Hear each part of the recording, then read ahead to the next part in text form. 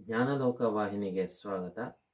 ಈ ವಿಡಿಯೋದಲ್ಲಿ ನಾವು MDM ಆ್ಯಪ್ನಲ್ಲಿ ವಿದ್ಯಾರ್ಥಿಗಳ ಹಾಜರಾತಿ ಹಾಗೆ ಬಿಸಿಯೂಟ ಹಾಲನ್ನು ನೀಡಿದ ವಿವರವನ್ನು ಎಂಟ್ರಿ ಮಾಡಲಿಕ್ಕೆ ಹೋದಾಗ ನೋ ಸ್ಟೂಡೆಂಟ್ ಡಾಟಾ ಫೌಂಡ್ ಅನ್ನುವಂತಹ ಒಂದು ಮಾಹಿತಿ ಬರ್ತಾ ಇದೆ.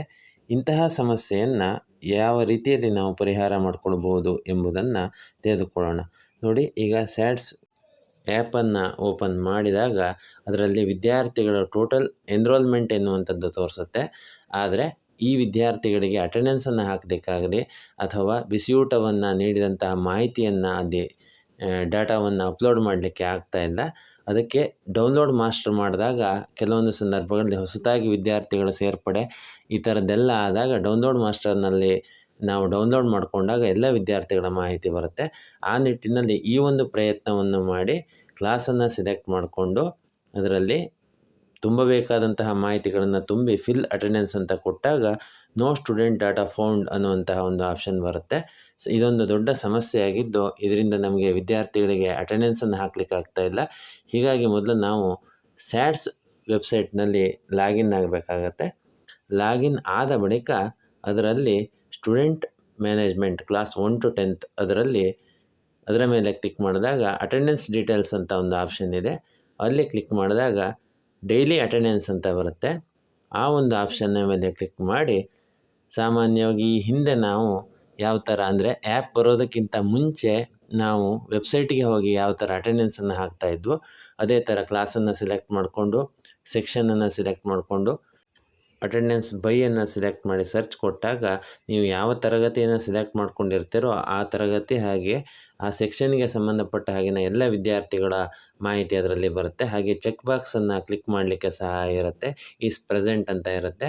ಅಲ್ಲಿ ಕ್ಲಿಕ್ ಮಾಡಿ ನೀವು ಎಲ್ಲ ವಿದ್ಯಾರ್ಥಿಗಳು ಬಂದಿರುವಂತಹ ಎಲ್ಲ ವಿದ್ಯಾರ್ಥಿಗಳಿಗೆ ಹಾಜರಾತಿಯನ್ನು ನೀಡಿ ಸಬ್ಮಿಟ್ ಮಾಡಬೇಕಾಗತ್ತೆ.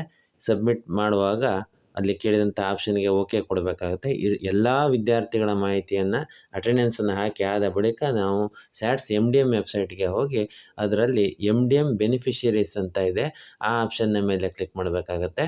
ಅದರಲ್ಲಿ ನ್ಯೂ ಅಂತ ಒಂದು ಆಪ್ಷನ್ ಸಿಗುತ್ತೆ.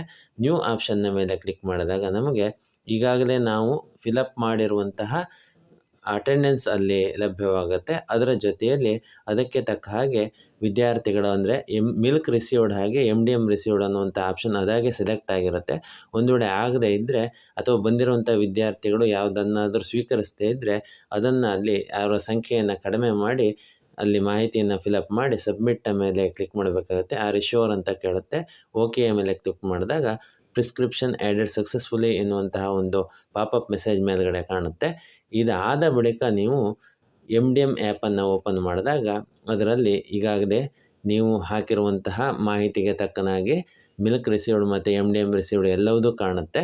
ಬೇಕಾದರೆ ನೀವು ಮತ್ತೆ ಡೌನ್ಲೋಡ್ ಮಾಸ್ಟರ್ಗೆ ಹೋಗಿ ಮತ್ತೆ ಮಾಹಿತಿಯನ್ನು ಬೇಕಾದರೆ ಡೌನ್ಲೋಡ್ ಮಾಡ್ಕೊಳ್ಬೋದು.